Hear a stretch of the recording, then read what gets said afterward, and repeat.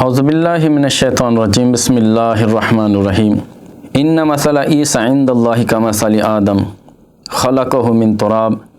ثم قال له کن فیکون الحق من ربک فلا تکن من الممترین صدق اللہ العظیم۔ سامعین و ناظرین السلام علیکم ورحمۃ اللہ وبرکاتہ۔ قصص الانبیاء سے آج ہم آپ کے سامنے حضرت عیسیٰ علیہ السلام کا قصہ بیان کرنے جا رہے ہیں۔ حضرت عیسیٰ علیہ السلام جن کو اللہ تعالیٰ نے بغیر باپ کے پیدا کیا اور ان کے لیے فرما دیا کہ عیسیٰ علیہ السلام کو ہم نے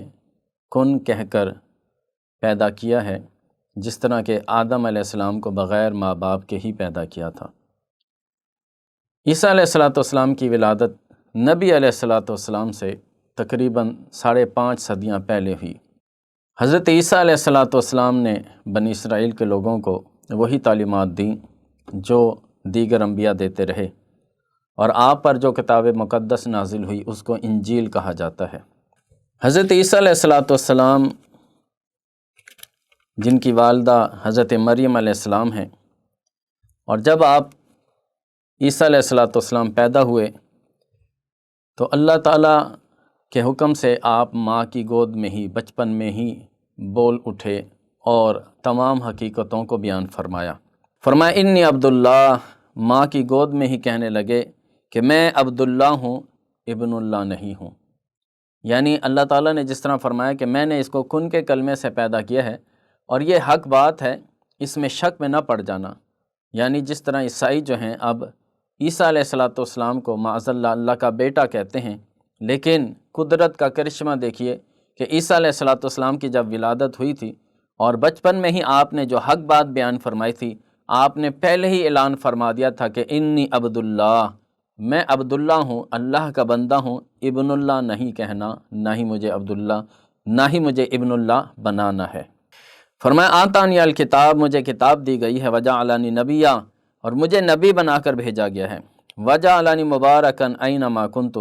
اور مجھے برکتوں والا بنا کر بھیجا گیا ہے جہاں پہ بھی میں ہوں، واوصانی بالصلاۃ والزکوٰۃ، اور مجھے نماز اور زکوٰۃ کا حکم دیا گیا ہے، ما دمت حیا، جب تک میں زندہ رہوں یہ نیک عمل کرتا رہوں گا۔ تو اس قصے سے ہمیں یہ نصیحت کی جا رہی ہے کہ انبیاء کی تعلیمات یہی ہوتی ہیں کہ بندہ مومن جو ہے ان تعلیمات پر عمل کرے، جس طرح نبی علیہ السلام نے ہمیں تعلیم دی ہے کہ جب تک سانس جاری ہیں اللہ کی بندگی کو نہیں چھوڑنا۔ اور اسی طرح فرمایا وبرم بوالدتی، میں اپنی والدہ سے نیکی کرنے والا، یہ مجھے حکم دیا گیا ہے، ولم یجعلنی جبارا شقیا، مجھے ظالم اور بدبخت بنا کر نہیں بھیجا گیا۔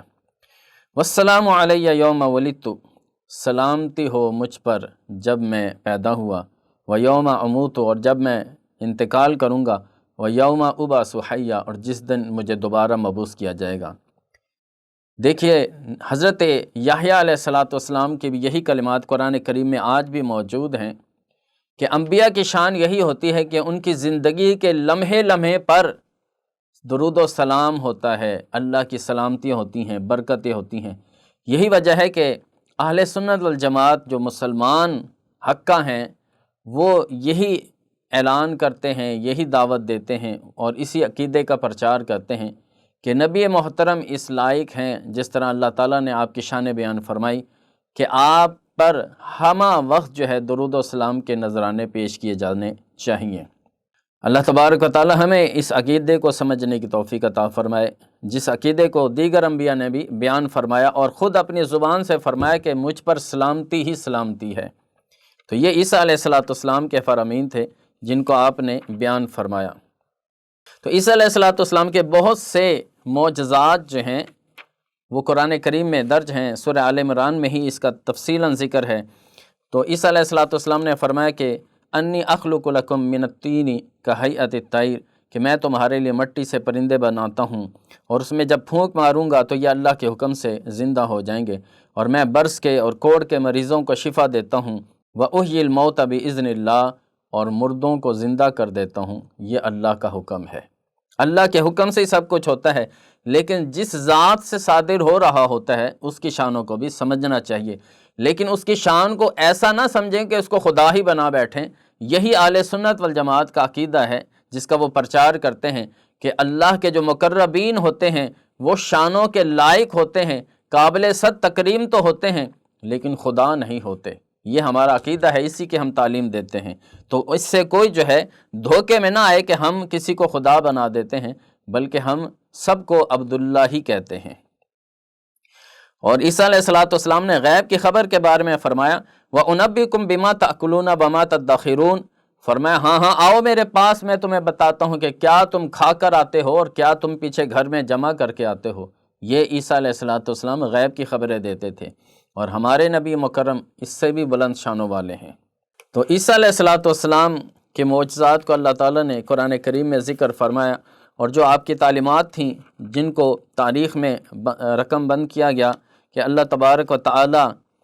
نے جو آپ کو تعلیمات دیں اس کا بھی بیان ہے۔ اسی طرح آپ کے معجزات میں سے ایک معجزہ جو ہے مائدہ کا، دسترخوان کا نزول ہے۔ عیسیٰ علیہ السلام سے ان کے حواریوں نے عرض کی کہ ہمیں آسمان سے کوئی کھانا ہی منگوا دیں۔ ربا کا فرمایا، کہنے لگے کہ آپ اپنے رب سے دعا کیجئے ان ينزل علینا مائدۃ من السماء، کہ وہ آسمان سے ہمارے اوپر کوئی دسترخوان نازل کرے۔ اسی مناسبت سے ایک سورت قرآن کریم کی سورہ مائدہ ہے جس میں اس قصے کا تفصیلاً ذکر ہے کہ کس طرح آسمان سے وہ دسترخوان کھانوں سمیت نازل ہوا کرتا تھا۔ تو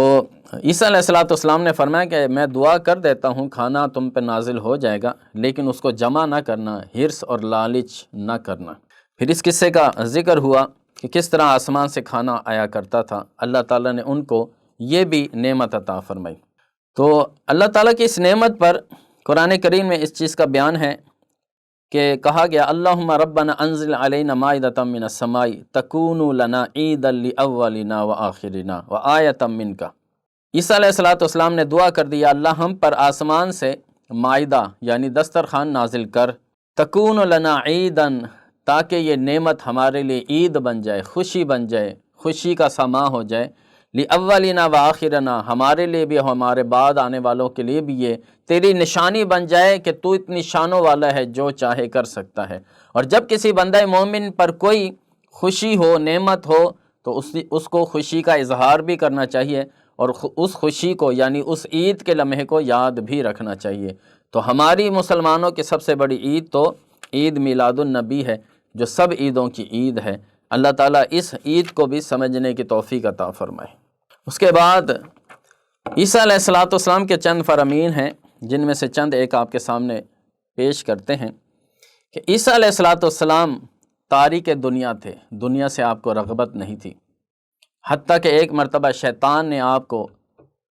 جو ہے وہ ٹیس پہنچائی، یعنی تانا دیا۔ ہوا کچھ اس طرح کہ آپ ایک پتھر سے ٹیک لگا کر آرام فرما رہے تھے، شیطان ابلیس تانا دینے لگا کہ اے عیسیٰ، آپ تو کہتے ہیں کہ آپ کو دنیا سے کوئی سروکار نہیں، دیکھیں جس پتھر سے آپ نے ٹیک لگائی یہ بھی تو دنیا کا حصہ ہے۔ تو آپ جلال میں اٹھے اور اس پتھر کو اٹھا کر پھینک دیا اور فرمانے لگے کہ اے ابلیس، تو بھی دفع ہو جا، اور یہ تیرا پتھر یہ بھی تو اپنے ساتھ لے جا، یقیناً مجھے دنیا سے کوئی سروکار نہیں ہے۔ آپ ترک دنیا کی تعلیم دیا کرتے تھے اور فرمایا کرتے تھے کہ گھروں کو منازل بناؤ اور مساجد کو مساکن بناؤ، یعنی گھروں میں اتنا ہی رہا کرو جس طرح مسافر ایک منزل پہ ٹھہرتا ہے، لیکن جو اللہ کے گھر ہیں، مسجدیں، اس میں زیادہ قیام کیا کرو، کیونکہ یہاں پر جو مسجد میں جو وقت گزرے گا وہی کل بروز قیامت کیش ہوگا، یعنی وہ سرمایہ آخرت بن جائے گا۔ اسی طرح آپ فرمایا کرتے تھے کہ دنیا سے عبرت حاصل کرو، اسے آباد نہ کرو، اس کو آباد کرنے کے لیے کوشش نہ کرو، اس سے تو عبرت حاصل کرو۔ جگہ جی لگانے کی دنیا نہیں ہے، یہ عبرت کی جا ہے، تماشا نہیں ہے۔ اللہ تعالیٰ انبیاء کرام کے قصوں سے ہمیں بھی عبرت حاصل کرنے، سبق حاصل کرنے کی توفیق عطا فرمائے، اور ہم سب کو دنیا اور آخرت کی برکتیں اور بھلائیاں عطا فرمائے۔ وما توفیقی الا باللہ، والسلام علیکم ورحمۃ اللہ وبرکاتہ۔